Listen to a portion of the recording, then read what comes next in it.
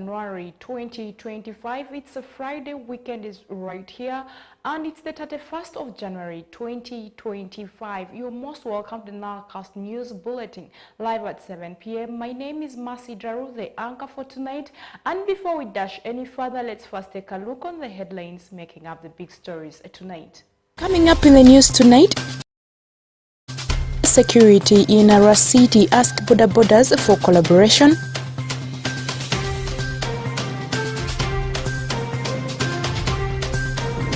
Northwest NILE region grapples with high rate of motorcycle theft.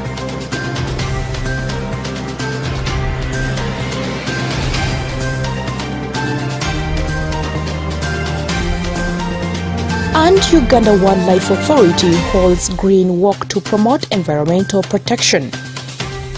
More of these details will come in the NILEcast live at 7 p.m.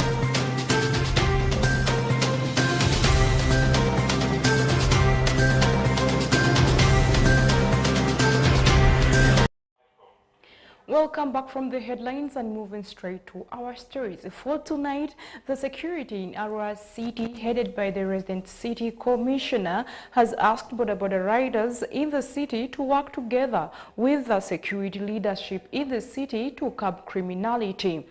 During the annual general meeting of our City Border Association on the 30th of January 2025 at the office in Arua City, Salim Kumakech, the resident city commissioner, urged the riders to team up in order to boost security in the city.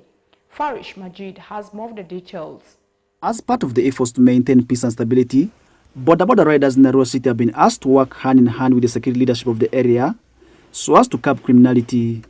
This call was made by Salim Kumaket, the Arua City Commissioner, who also doubles as the head of security, during the annual general meeting of Arua City Border Session on 30th of January 2025 at their office in Arua City. According to Salim, the border riders can be of great support to security since they encounter a number of people on daily. Borders, we are calling upon them to share information with us. Because they carry all manners of people, including criminals. And we think their collaboration with us can help us fight crime. During the meeting, Amaku Swadik, who has been the vice chairperson of the session, was elevated to the chairperson position, which fell vacant after the demise of the then chairperson Elmad Salim, and he now assures of maximum cooperation from the border industry in Arua City. There is total cooperation. You have even seen from the meeting where everybody participated, nobody was left behind.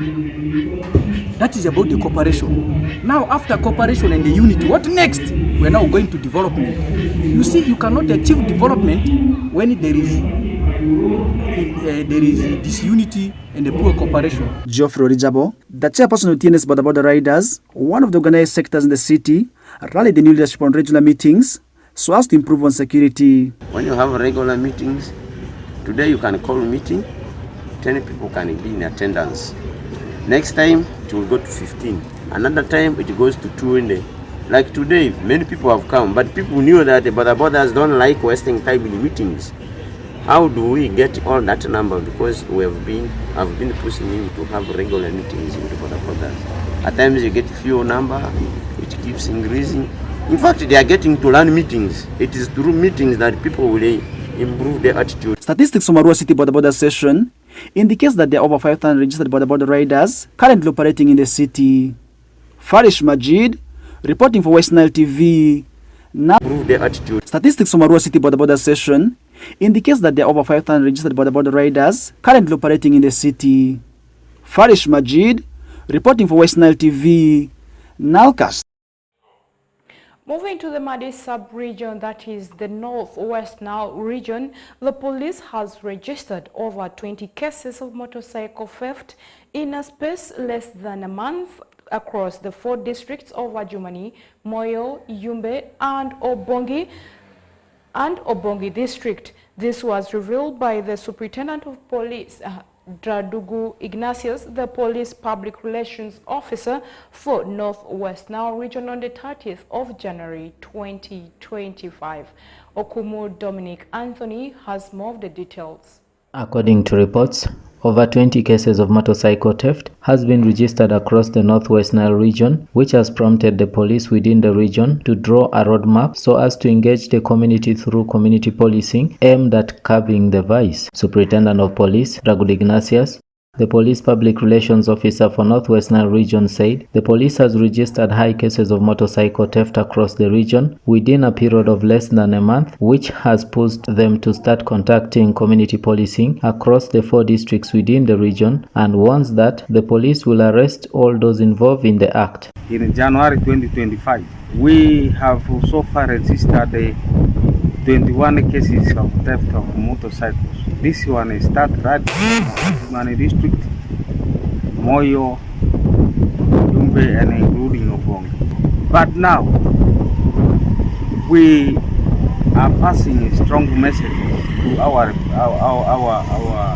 border cyclists. Let them all the time maintain a neighborhood watch, and we have come up with the ideas now to have a community sensitization with all the borders in the Northwest Nile region. Set a strong warning to those thieves. And when we put our brain together, managing these people will not take time. So you temper to pick somebody's motorcycle, we shall come for you. Sekamwa Julian, the Deputy Resident District Commissioner Moyo, said motorcycle theft cases are on the rise within the district and attribute the rise to poor coordination among the motorcycle owners and the security, saying the people have the tendency of forgiving culprits once they recover their stolen motorcycles, forgetting that such people will get back and steal again. He, however, called for concerted efforts in addressing the crime within the region. Theft of motorcycles. We've been dealing with this issue, working hand in hand with border riders associations and their leaders. And the incidents are just increasing for now, because earlier on in the earlier period of the year, or the earlier months, we had been dealing with it and it had reduced. However, the challenge we are having is the cooperation now from the people whose bikes have been stolen. You see, if we are not cooperative, we shall not be able to get rid of the vice. When a motorcycle is stolen, it is not enough for you to recover the motorcycle. We need to deal with the suspects. Because you recover your motorcycle, you refuse to follow up, the suspect will remain at large. That same suspect will come back for your motorcycle because it has happened before. What makes you think it won't happen again? Or if it has happened to yours, what makes you think it will not happen to your neighbors or your brothers? So let us cooperate. Because as security, we have nothing to do if you're not coming up to follow through on the file that has been reported of theft. Jurugo Thomas Lagu, the secretary Laropi Townview Bodaboda Association, said their members have lost over 5 motorcycles in a space of less than 3 weeks, and calls upon every member of the community to come together and fight against the vice. Within 3 weeks, we have lost more than 5 motorcycles, but we are trying to work together with security team to see that how to arrest the situation, and we also call upon other stakeholders to be with us so that we fight for such unexpected behavior in the community. Dominic Anthony Okumu, West Nile TV, Nilecast. Welcome back from that story, and moving to Lalur land, in particular the Pakwach district. The Uganda Wildlife Authority organized a green walk in Pakwach district to raise awareness about the importance of environmental protection and conservation. The event, which was attended by hundreds of participants, is aimed at promoting the conservation of Uganda's natural resources and the wildlife. Alfred Jawok reports. The Uganda Wildlife Authority on 30th January 2025 organized a green walk in Pakwach district to raise awareness about the importance of environmental protection and conservation. The event, which was attended by hundreds of participants, aimed to promote the conservation of Uganda's natural resources and wildlife. The Green Walk, which was held in collaboration with the Ministry of Tourism, Wildlife and Antiquities and other conservation partners, started at Tangi Gate and ended at Pakwach UCC. Participants, including hotel owners, community members and conservationists, walked through the town carrying banners and placards with the messages about environmental protection. During the event, Silva Musovozi, a tour guide at Maction Falls National Park, who led the team, emphasized the need for Ugandans to take action to protect the country's natural resources, including forest, water sources, and wildlife. We started up something called the Green Walk. So today we allocated this day specifically for Green Walk. The Green Walk is an environmental protection activity, and all of us are represented. I come from Uganda Wildlife Authority. We have Uganda Police Force, we have UPDF, we have hotels both within and outside the national park. We have local government leaders around Pakwach. We have even people all the way from Kampala. We have students, we have volunteers, we have researchers who are doing research about wildlife conservation, see that the future is good. We have been noticing that litter or waste management has not been doing so well. However much different agencies are trying their best to sensitize and tell people. But today we decided physically to come on the ground, to participate, and we are raising a voice of 3 R's, which is reduction, recycle, and reuse of the waste. Musobozi highlighted the impact of human activities such as deforestation, pollution, and poaching on the environment and wildlife. Plastic waste has affected the national park in different ways, but exemplary 3 is 1, solid waste ingestion. Some wild animals, when tourists come and they violate the rule we have in the national park to not litter, they throw bottles or plastic polythene, an animal can swallow it. And if it swallows it, it affects its digestive system. And that animal can fail, the grazers especially, their hormones can stop because of that, and it can cause physical death. Second, plastic waste has affected the entire world, and even the national park belongs to the world. Don Gray, one of the participants from Zambia River Lodge, noted that the Green Walk is a call to action for all Ugandans to join hands in protecting our environment and wildlife. He added that they must work together to conserve our natural resources for future generations. Having 26 premium cottages and 10 bandas, we have some facilities called zip lining, which is the longest zip lining in Murchison Falls National Park. We have a canopy walk, which is little bit shaky, but is entertaining. We have a forest walk. We have conference hall facilities. We have the facilities called forest swing. So lots of tourists are there to enjoy the festival. The Green Walk is part of Uganda Wildlife Authority's effort to engage communities in conservation and promote environmental protection. The authority plans to hold similar events across the country to raise awareness about the importance of conservation and involve communities in protecting Uganda's natural resources. Alfred Jawok, Camilla Stansha, West Nile TV, Nilecast. Camilla Stansha, West Nile TV, Nilecast.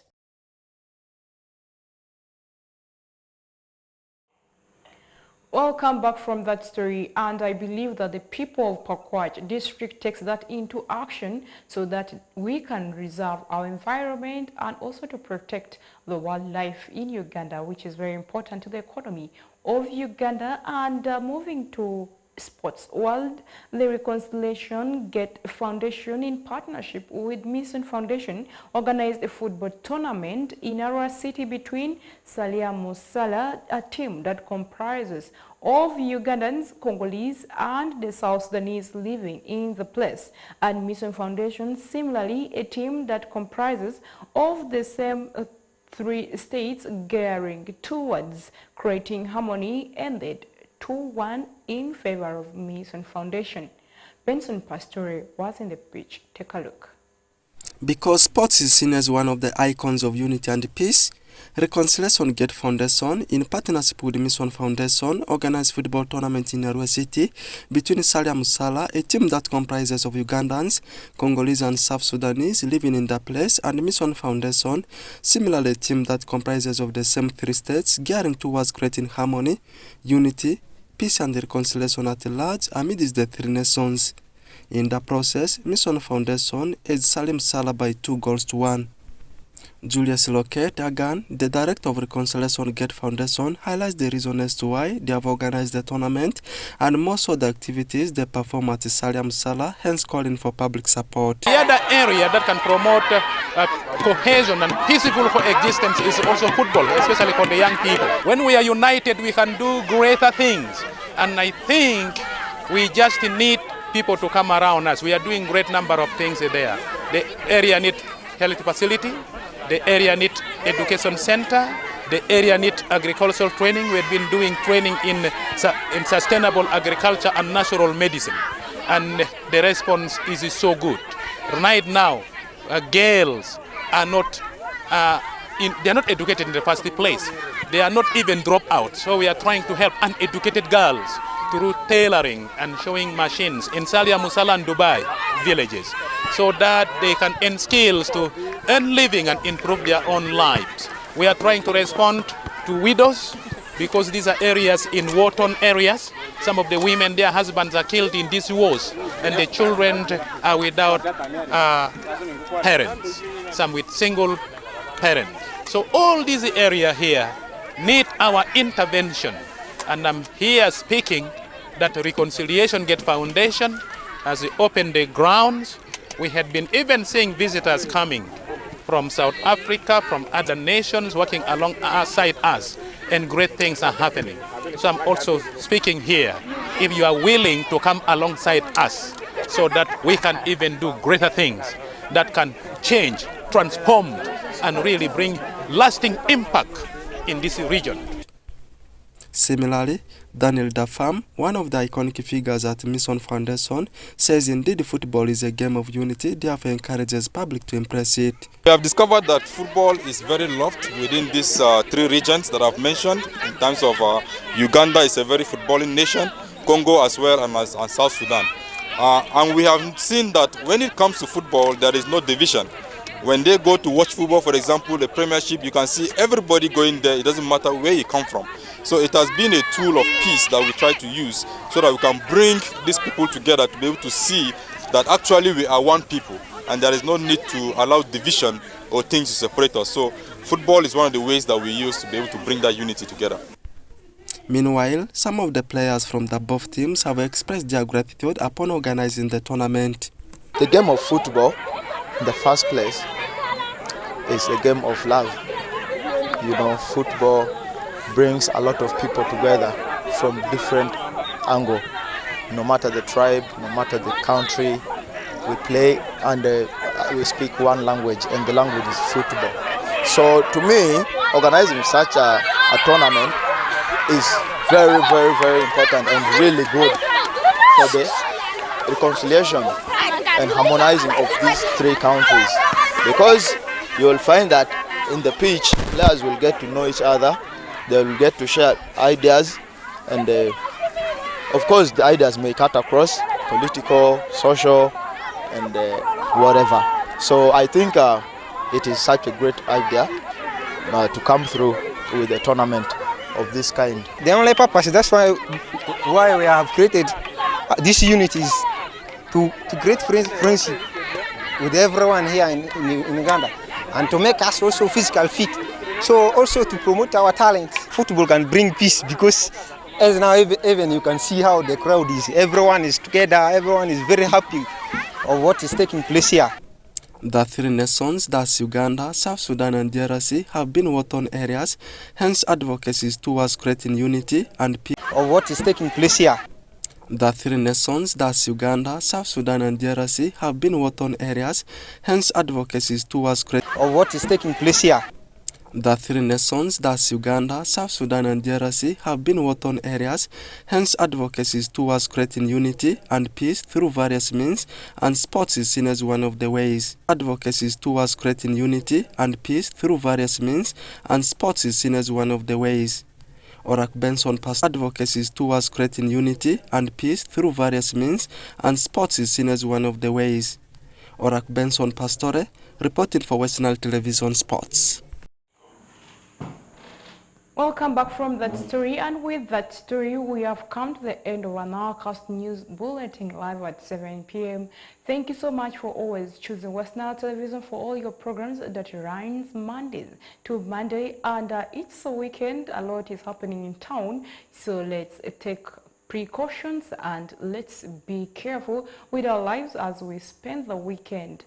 And up next is the Kelele Show with Madame Scovia, and my name is Masi Daru, the anchor for this evening. From me to you, I want to wish you a very blessed evening. You can follow West Nile Television from all the social handles, and also www.westniletelevision.co.ug. Have a good night.